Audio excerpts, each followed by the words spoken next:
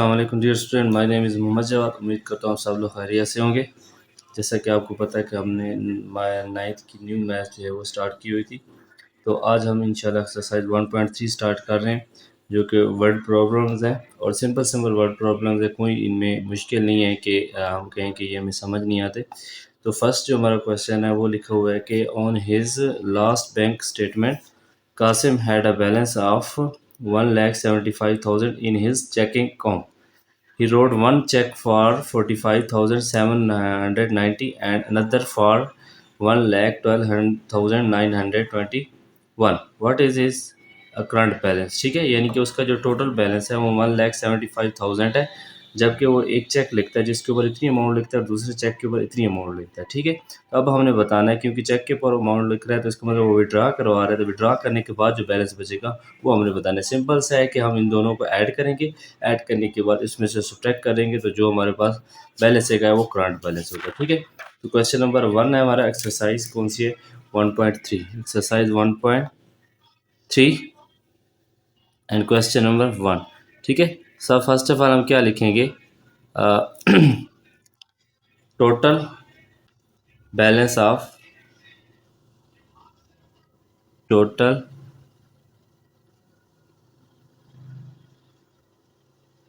Balance, ठीक है, वो है 1,75,000। ठीक है, ये उसका टोटल बैलेंस है। He wrote amount on first cheque, sorry, he wrote amount on first cheque. ठीक है, फर्स्ट चेक पे ऊपर कितनी अमाउंट लिख रहा है वो? 45,790। ठीक है, फिर उसके बाद ही wrote amount on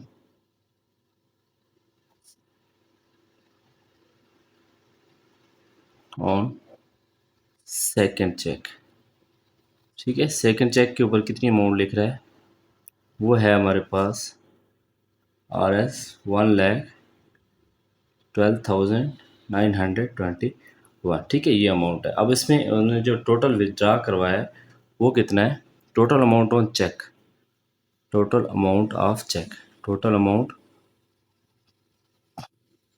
on total amount on both check, sorry, both check. तो वो क्या होगी? इन दोनों को ऐड कर देंगे। RS 45,790 प्लस RS 1,12,920, ये 921 है। ठीक है, 921, इन दोनों को हम ऐड करेंगे, उसके बाद हम इसका आंसर निकाल दे क्या आएगा। 45,790 प्लस, यहाँ पे हमारे पास जो अमाउंट आ रही है वो आ रही है 1,58,711। ठीक है, ये वो अमाउंट है जिसने विड्रॉ करी। अब हमारे पास जो करंट बैलेंस होगा वो क्या होगा? करंट बैलेंस हमारे पास आ जाएगा जो पुरानी अमाउंट है जो उसकी ऑलरेडी अकाउंट में थी और जितनी विड्रॉ के उसमें सब्ट्रैक्ट कर लेंगे। ठीक है, और एस 175,000 माइनस 15 1,58,711। ठीक है, ये अगर हम इसमें से सब्ट्रैक्ट कर लें तो हमारे पास आ जाएगा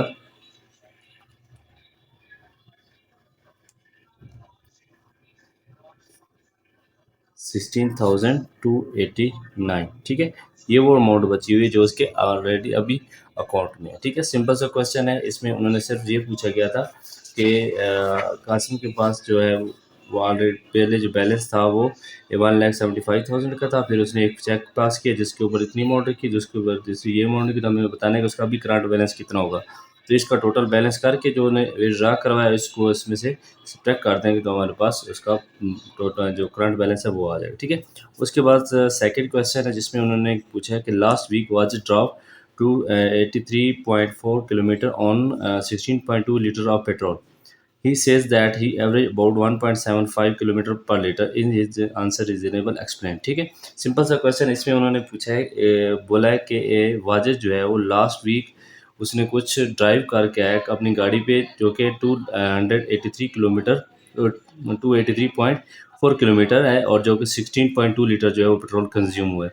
तो उसके वो कहता है कि मेरी जो गाड़ी है उसकी एवरेज जो है 1.75 किलोमीटर पर लीटर है। तो हमने ये बताना है कि क्या उसका जो आंसर है वो रीज़नेबल है या नहीं है। तो हम क्या करेंगे, पहले जो है वो लास्ट वीक जितना ड्राइव करके आया है उसकी एवरेज निकालेंगे, फिर उनको कंपेयर करेंगे।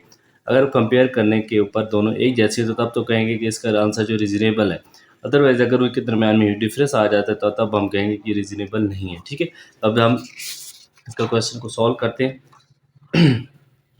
Question number 2। ठीक है, ये हमारे पास, इसको अलग कर दे। अब क्वेश्चन नंबर 2 में क्या क्या है लिखना है इसमें कि last week was a drive, last week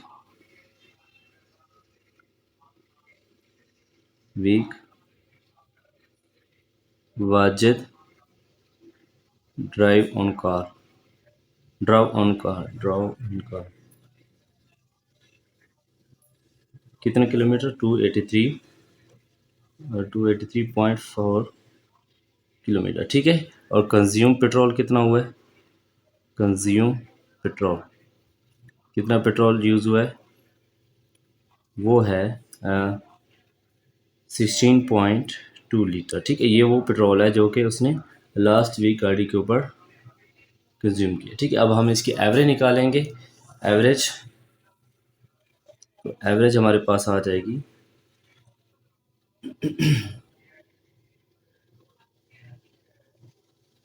average जो है वो हमारे पास आ जाएगी, और जो टोटल डिस्टेंस है, total distance over, total distance हमारे पास है 283.4 किलोमीटर, और कंज्यूम पेट्रोल कितना है,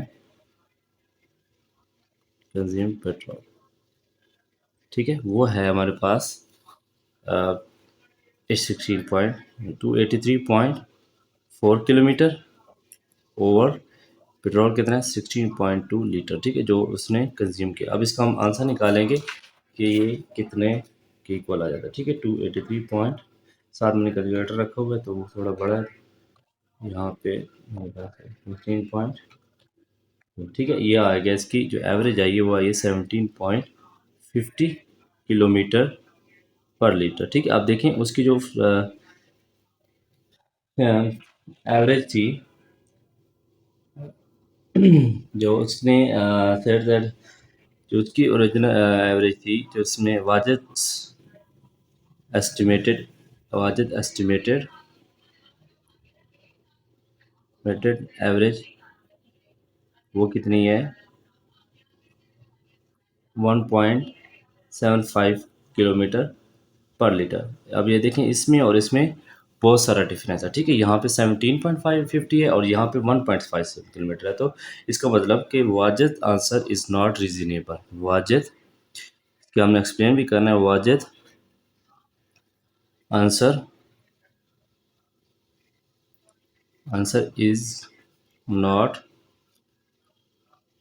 reasonable because it is a huge difference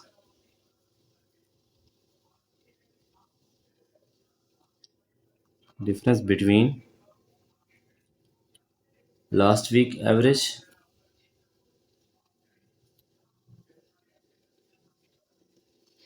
and Wajid estimated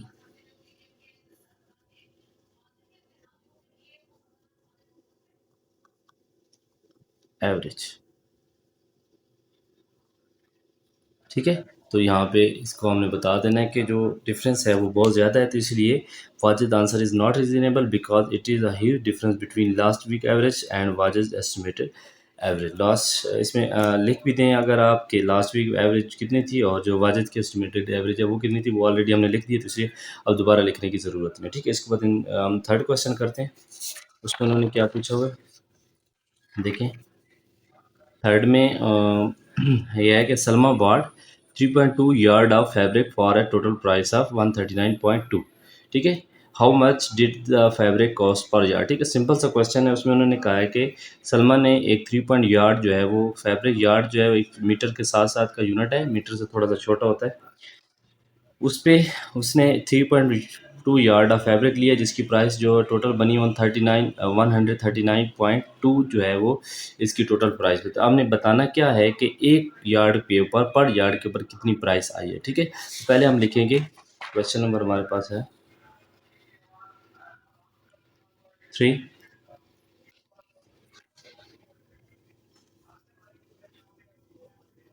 question number 3 है।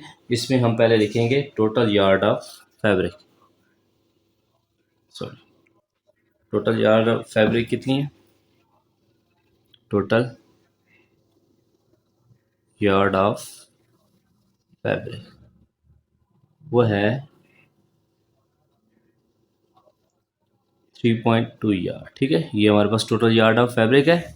टोटल प्राइस कितनी है, टोटल प्राइस ऑफ फैब्रिक, ठीक है, वो है 139 रुपीज़। ये सारा यूनिट हमने लाजमी लिखना है, अगर लिखा हुआ तो 139.2 किलोमीटर, सॉरी 139.2 रुपीज़, ये उसकी टोटल प्राइस है। अब हमने बताना क्या है, प्राइस पर यार्ड, प्राइस पर यार्ड। ठीक है, तो वो आ जाएगा हमारे पास total price, total yard of, sorry total price of, पहले टोटल प्राइस आएगी, टोटल प्राइस ऑफ फैब्रिक या जो भी फैब्रिक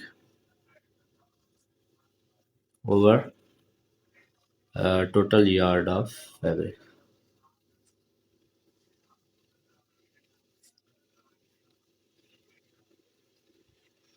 ठीक है, तो टोटल प्राइस कितनी है 139.2 रुपीज़ और टोटल यार्ड ऑफ फैब्रिक कितने हैं 3.2 यार्ड। ठीक है, तो इसको हम डिवाइड कर दें, आंसर निकाले थे 139.2 डिवाइडेड बाई 3. ठीक है, ये आ गया हमारे पास 43.50 रुपीज़। ठीक है, रुपीज़ पर यार्ड, यानी कि पर यार्ड जो है वो कितने रुपीज़ आ रही है 43.50 रुपीज़ जो है वो एक यार्ड की प्राइस है। ठीक है, सिंपल सा क्वेश्चन था, कोई इतना मुश्किल नहीं था। उसके बाद हम देखते हैं क्वेश्चन नंबर 4। क्वेश्चन नंबर 4 में उन्होंने पूछा है कि Momina walk 3.5 kilometre per hour, she took a 12 hour walk, how far did she walk. ठीक है, इसमें देखें उन्होंने सिर्फ ये बताया कि मोमिना वॉक्स पर आवर जो है वो 3.5 किलोमीटर आवर करे, तो अगर वो 12 आवर्स मूव करेगी यानी कि वॉक करेगी तो कितना डिस्टेंस करेगी। सिंपल सा है कि इसमें हम इसको मल्टीप्लाई करवा देंगे तो हमारे पास डिस्टेंस आ जाएगा। क्वेश्चन नंबर 4, क्वेश्चन नंबर 4 में मोमिना वॉक कितने, Momina walk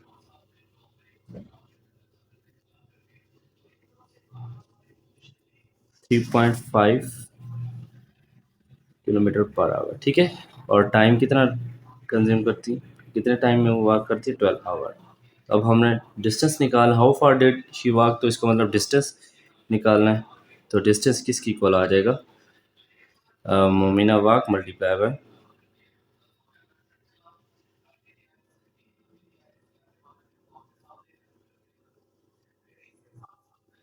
walk multiply by time. ठीक है, जितना टाइम वो मूव वॉक करती है और जो जितनी वॉक करती है उसको मल्टीप्लाई करवा देंगे 3.5 kilometre per our multiply by time क्या है 12 आवर।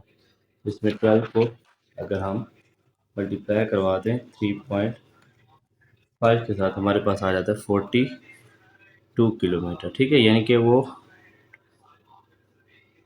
12 आवर्स में 42 किलोमीटर जो है वो डिस्टेंस कवर करती है। ठीक है, सिंपल सा है, कोई इतना मुश्किल नहीं है। सिंपल उसका बताना है कि हमने मोमिना वॉक जो है वो कितना कर रही है 12 आवर्स में, तो वो जैसे इसकी आंसर स्पीड भी बताई उन्होंने, टाइम भी बताया, तो हमारे पास डिस्टेंस किसकी इक्वल आ जाएगा, स्पीड मल्टीप्लाई बाय टाइम, तो स्पीड मल्टीप्लाई टाइम करेंगे तो 42 किलोमीटर आ जाएगा। ठीक है, उसके बाद फिफ्थ जो है वो हमारे पास क्वेश्चन क्या है, फिफ्थ भी सिंपल सा है, कोई मुश्किल नहीं। फिफ्थ में है कि the hiking club went on a 7 day trip Each day they hike between 5.5 and 7.5 miles. It is reasonable to assume that clubbing the days the club hiked. ठीक है, उन्होंने कहा है कि एक जो क्लब हाइकिंग क्लब है, हाइकिंग क्लब जो कि पैदल सफ़र करते हैं, पहाड़ों पे जाते हैं, तो वो 7 डे का एक ट्रिप है उनका। ठीक है, तो एवरी डे जो है वो 5.5 से लेके 7.5 माइल जो है वो डिस्टेंस कवर करते हैं, हाइक करते हैं। तो अब उन्हें बताना है कि उन्होंने 4 ऑप्शन दे दिए कि इनमें से कौन सा डिस्टेंस है जो यानी कि इनके ऊपर सेटिस्फाई हो रहा है कि लेस दैन 35 माइल्स के वो जो डिस्टेंस करेंगे 7 दिनों में, वो क्या लेस दैन 35 माइल्स होगा, बिटवीन 35 एंड 55 माइल्स होगा, या इक्वली 55 माइल्स होगा, या मोर देन 55 माइल्स। ठीक है, तो इसका आसान तरीका ये है, आसान सा क्वेश्चन है। सबसे पहले तो हम लिखेंगे कि टोटल डेज ऑफ ट्रिप। ठीक है, टोटल डेज ऑफ ट्रिप हमारे पास क्या है, question number 5, total days of trip, total days of trip. ठीक है, वो हमारे पास कितने हैं, 7 डेज हैं। सबसे पहले हम उन्होंने बोला है कि 5.5 से 7.5, यानी कि कम से कम जो डिस्टेंस है, हाइक डिस्टेंस है, वो 5.5 है और ज़्यादा से ज़्यादा 7.5 है। हम पहले निकालें कि minimum distance, hike distance, minimum hike distance, minimum minimum hike hike distance. ठीक है, तो ये क्या आ जाएगा हमारे पास, मिनिमम हाइट डे, तो इसमें 7 को मल्टीप्लाई करेंगे, 7 days multiply by each day, यानी कि 5 तो इसका आ जाएगा 5.5 माइल्स पर डे। ठीक है, माइल्स पर डे। तो इसको हम 7.5 से 7 से मल्टीप्लाई करेंगे, 7 मल्टीप्लाई बाय 5.5, तो ये आ जाएगा डिस्टेंस आपका 38.50 माइल्स। ठीक है, यानी कि मिनिमम डिस्टेंस उनका क्या होगा, 38.50 माइल्स। ठीक है, उसके बाद मैक्सिमम डिस्टेंस अगर हम निकालें, mike distance, hiked sorry distance, maximum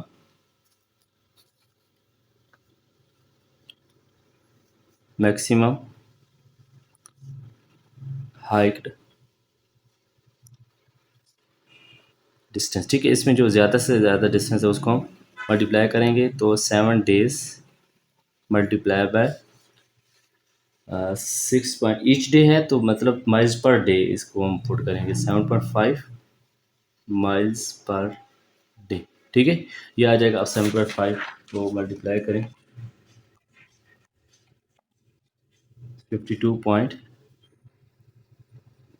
ठीक है, माइल्स, यानी कि उनका जो कम से कम डिस्टेंस है वो 38.50 डिस्टेंस है, मैक्सिमम जो डिस्टेंस है 52.50 है। ठीक है, तो अब इनमें से हम देखते हैं कि इनमें कौन सा डिस्टेंस हमें ज़्यादा। अब पहले लेस दैन 35 माइल्स, तो लेस दैन 35 माइल्स नहीं है। ठीक है, ये गलत होगा, फर्स्ट ऑप्शन जो है वो हमारा गलत होगा। सेकंड में बिटवीन 35 एंड 85, तो बिटवीन 35 एंड 85, तो ये डिस्टेंस जो है इसके ऊपर सेटिस्फाई हो रहा है। बिटवीन 35 से लेके 55 तक जो डिस्टेंस है वो यहाँ पे इसके दरमियान में आ रहा है। इसके बाद सेकंड वाला चेक, थर्ड वाला चेक करें, इक्वली 55 माइल्स, तो इक्वली 55 माइल्स भी नहीं है, तो ये भी गलत होगा। लास्ट वन है मोर देन 55 माइल, तो मोर देन 55 माइल्स भी, ये भी गलत। तो सेकंड वाला जो ऑप्शन है वो हमारा ठीक होगा। हमारा जो हाइक डिस्टेंस है between, hiking distance between, hiking distance between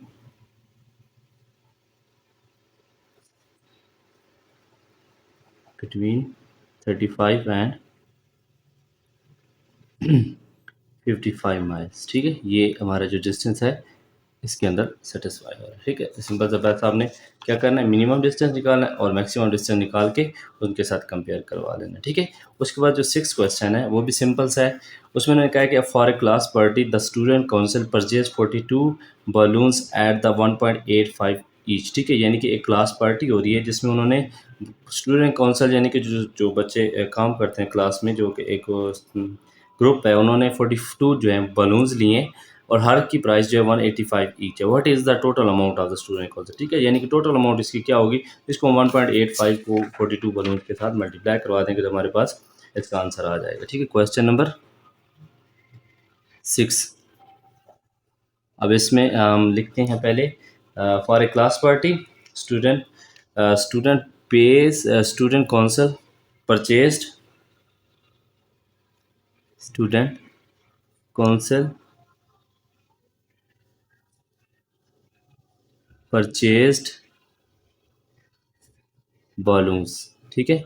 कितने balloons परचेज करती है स्टूडेंट काउंसिल? वो है 42 balloons, ठीक है। और price of price of price of balloon, one balloon, price of one balloon वो क्या है हमारे पास 1.85 रुपीज़, ठीक है।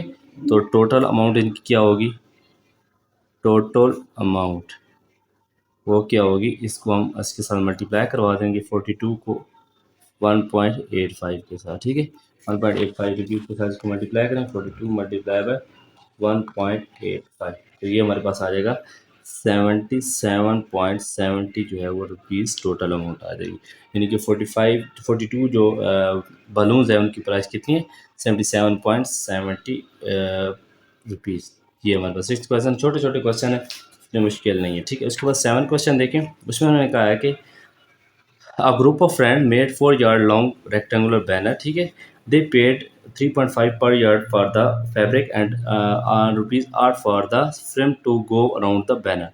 10 yard perimeter, what was the width of the, ठीक है। इसमें जो ये चीज़ है ना, यहाँ से लेके यहाँ तक इसका कोई काम भी नहीं है इस क्वेश्चन के। इसमें जस्ट ये स्टेटमेंट बोला, उन्होंने कहा है कि एक ग्रुप ऑफ फ्रेंड है जो कि 4 यार्ड लॉन्ग रेक्टेंगुलर बैनर बनाता है, ठीक है। एक बैनर बनाता है जिसकी लेंथ जो है वो 4 यार्ड है, और इसके इनमें बताइए अपना पड़े जिसको डायरेक्ट इस पे 10 यार्ड पैरामीटर, उसका जो पैरामीटर है वो 10 यार्ड है, और हमने बताना इसकी विड्थ क्या होगी, ठीक है। सिंपल सा क्वेश्चन है, छोटे बच्चों वाला, जिस तरह 6-7 क्लास होती है।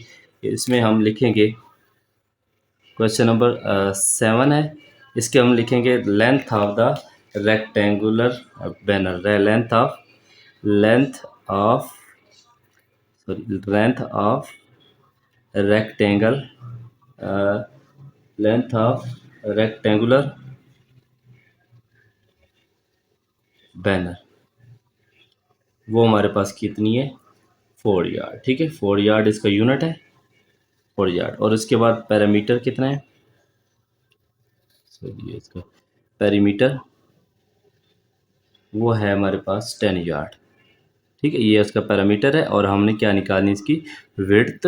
तो हमें पता है कि जो जब पैरामीटर होता है रेक्टेंगुलर वो होता है 2 इंटू लेंथ प्लस विड्थ लिख लें या ब्रेथ लिख लें, ठीक है। अब पैरामीटर हमारे पास 10 यार्ड है, यूनिट लास्ट में लगा देंगे। 2 इंटू लेंथ कितनी है, 4 यार्ड, प्लस विड्थ जो है उन्हें निकालनी है। यहाँ से 2 को मल्टीप्लाई करें, 4 8 प्लस 2 डब्ल्यू विड्थ यानी कि 10, और 10 को इधर आके सॉरी 8 को इधर आके सब्ट्रैक्ट कर दें तो हमारे पास 2 डब्ल्यू किसके इक्वल आ जाएगा, 2 के। और 2 डब्ल्यू और 2 को दोनों साइड पे डिवाइड कर देंगे, डब्ल्यू की वैल्यू क्या आ जाएगी, यानी कि विड्थ हमारी क्या आ जाएगी, 1 यार्ड। कि जो हमारे पास बैनर है उसकी विड्थ कितनी है, 1 यार्ड। ये डब्ल्यू जो है वो विड्थ को शो कर रहा है, ये आपकी आसानी के लिए मैंने सिर्फ अल्फ़ाबेट डब्ल्यू डाला है और लेंथ के लिए एल ई डाला है, ठीक है। ये सिंपल सा एक क्वेश्चन था। इसके बाद हमारा क्वेश्चन नंबर है 8। इसमें देखें शू फैक्ट्री है। Shoe factory has an assessed for 2 lakh 1 10 100 1000 10,000 100,000 million 10 million, यानी कि 20 lakh of which 3.3/5 is the capital and rest in the debit. Find the amount of the capital and the debit, और असेस्ट का उन्होंने फार्मूला भी बता दिया, ठीक है। और ये कह रहे हैं कि एक शू फैक्ट्री है, यानी कि जूतों वाली फैक्ट्री है, जिसकी पास जो अमाउंट है वो है 20 लाख की, ठीक है। 20 लाख 2 मिलियन जो 20 लाख की, और उसमें से जो कैपिटल है यानी कि वो जो खर्च कर रहे हैं वो 3/5 कैपिटल है। डेबिट के कितना उनके पास बकाया बच रहा है, ठीक है। तो इसमें हम क्या करेंगे, पहले तो हम लिखेंगे total assessed of shoe factory, ठीक है। क्वेश्चन नंबर हमारे पास है 8, क्वेश्चन नंबर 8, ठीक है। Total assessed of total assessed of shoe factory, यानी कि टोटल उनके पास अमाउंट कितनी है, 2 मिलियन।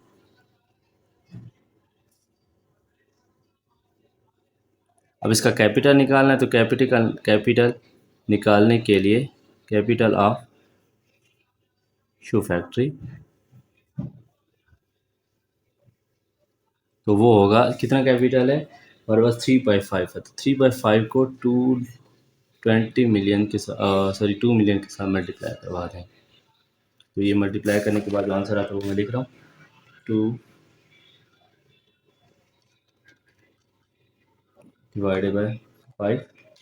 ठीक है, फिर इसको मल्टीप्लाई कर देंगे 3 के साथ, ये हमारे पास आ जाता है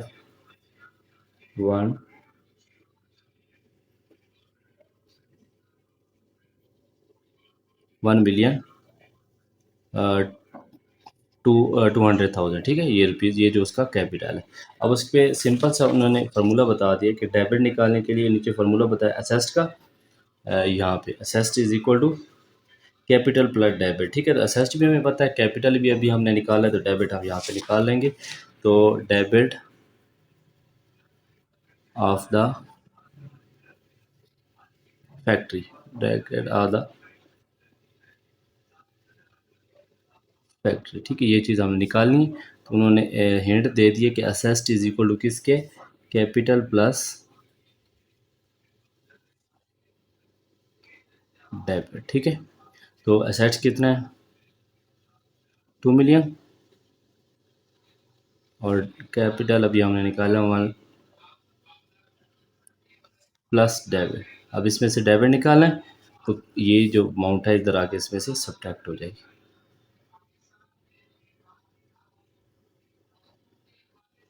-1। ठीक है, इसको हम अगर हम सब्ट्रैक्ट करेंगे तो हमारे पास क्या आंसर आएगा, चेक करते हैं। माइनस, ये आ जाएगा 800,000। डेबिट कितना आएगा 800,000। ठीक है, ये हमारे पास डेबिट आ गया। सिंपल क्वेश्चन है, कोई इतनी मुश्किल वाली बात नहीं है। ठीक है, मैंने सिर्फ ये बताया जो एक कंपनी शू फैक्ट्री, उसके बाद इतनी अमाउंट है, उसमें से इतना कैपिटल खर्च करना चाहिए, तो डेबिट जो है वो कितना बचेगा, तो उसमें कैपिटल निकाल के उसमें से सब्ट्रैक्ट कर लेंगे, तो हमारे पास ये आंसर आ गया। ठीक है, उसके बाद क्वेश्चन नंबर 9 है, टोटल इसके 10 क्वेश्चन है। अब हम 9 क्वेश्चन कर रहे हैं। 9 में क्या पूछा गया, 9 क्वेश्चन है कि a world lowest temperature in the past 100 year was recorded to be -89.2 degree in Vostok Antarctica on July 21 1983। Convert the temperature into the Fahrenheit and Kelvin. ठीक है, ये सारी स्टेटमेंट इतनी बड़ी दी हुई, तो आपने परेशान नहीं होना कि इतनी बड़ी स्टेटमेंट है, तो इसका सोल्यूशन किस तरह का होगा। इसमें सबसे जो मेन चीज़ है ना, वो ये एक टेम्परेचर है और ये 2 फार्मूले लिखे हुए नीचे। ठीक है, बाकी उसके अलावा कोई भी चीज़ इंपॉर्टेंट है, वो जस्ट आपकी थ्योरी के लिए लिखी हुई है। उन्होंने कहा कि जो साल वर्ल्ड पूरे 100 साल से रिकॉर्डेड जो टेम्परेचर है ना, सबसे कम वो है -89.2 डिग्री एट वेस्ट अंटार्कटिका। ठीक है, तो वो हमने बताना है कि फ़ारेनहाइट में कितना टेम्परेचर होगा और केल्विन में कितना टेम्परेचर होगा। ठीक है, तो वर्ल्ड लोएस्ट टेम्परेचर लिखेंगे पहले, world lowest temperature, lowest temperature, world lowest temperature वो है -89.2 डिग्री। ठीक है, ये, और इसको हमें कन्वर्ट करना है फ़ारेनहाइट में,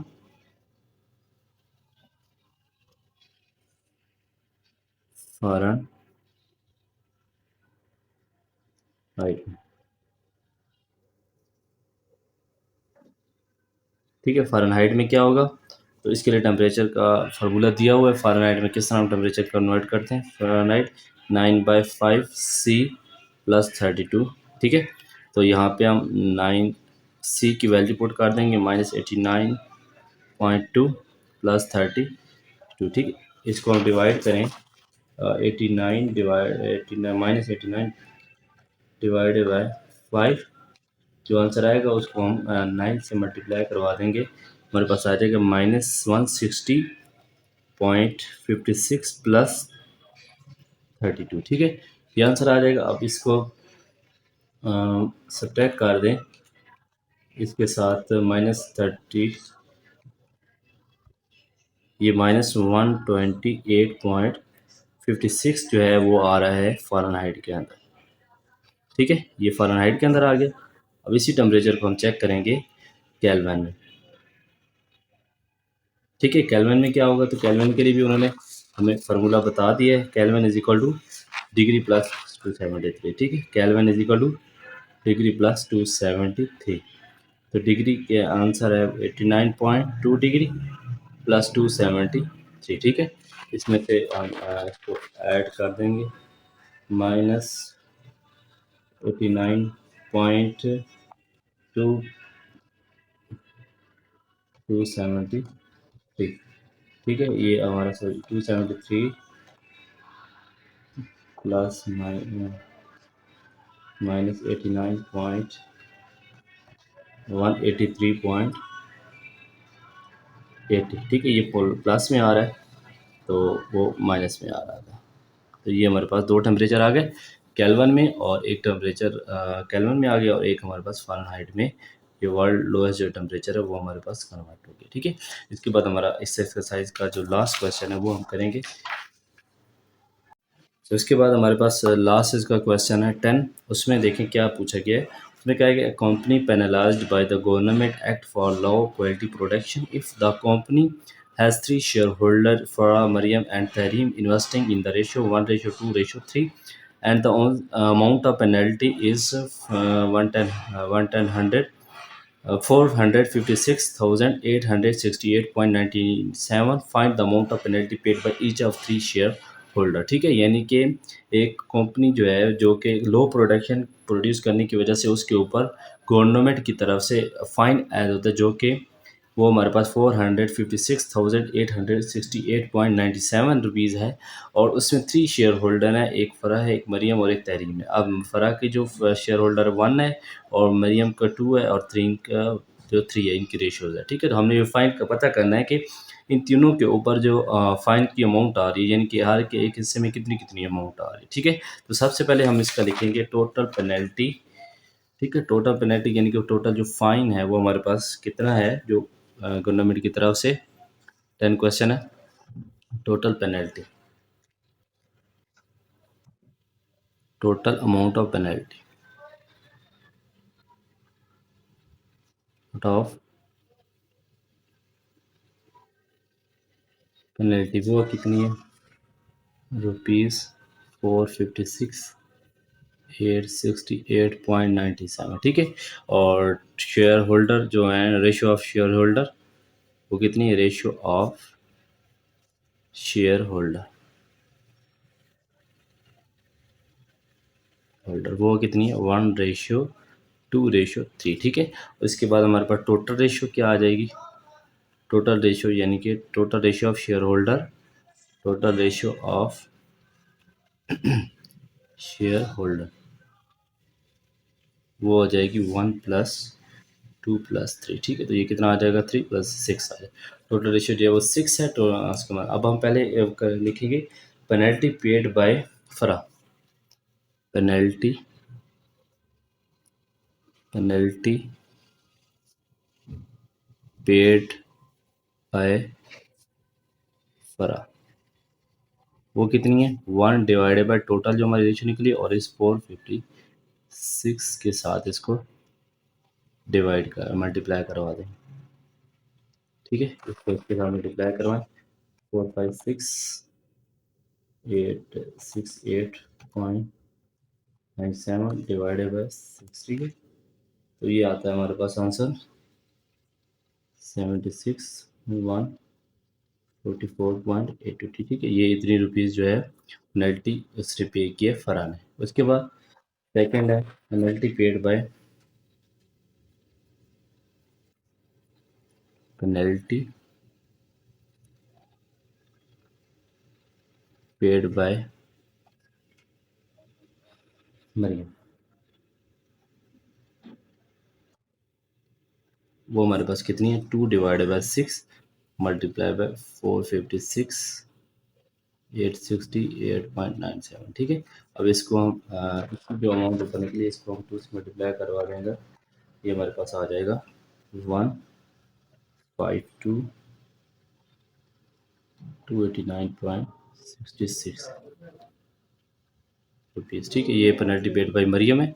लास्ट है penalty paid by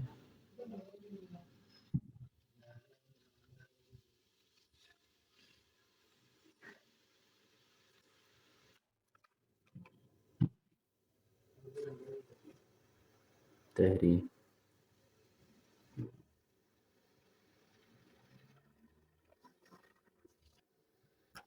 penalty paid by Tahreen वो कितनी है? 3/6 मल्टीप्लाई बाय 46868.97 रुपीज़। ठीक है, इसको अमाउंट को जो निकली है, इसको अमाउंट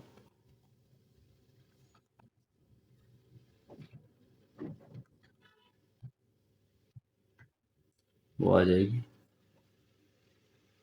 28434.46 रुपीज़। ठीक है, ये वो अमाउंट है जो कि तहरीन की। अब ये तीनों का हमारे पास आ गया कि किस तरह किस किस ने कितनी कितनी पेनल्टी जो है वो पेड की है। सिंपल सा क्वेश्चन है कि एक शू फैक्ट्री सॉरी एक फैक्ट्री है जिसके लोग क्वालिटी प्रोडक्शन के ऊपर फाइन हो जाता है और उनके शेयर भी बताए हुए हैं कि 1 2 3 शेयर्स हैं और हमने बताना है कि हर एक के ऊपर शेयर के ऊपर कितनी कितनी जो है अमाउंट आई। ठीक है, ये हमारे पास एक्सरसाइज 1.3 कंप्लीट हो गई है।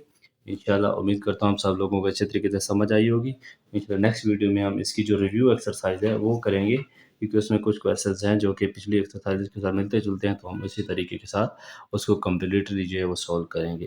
तब तक दीजिए इजाज़त। अल्लाह हाफ़िज़।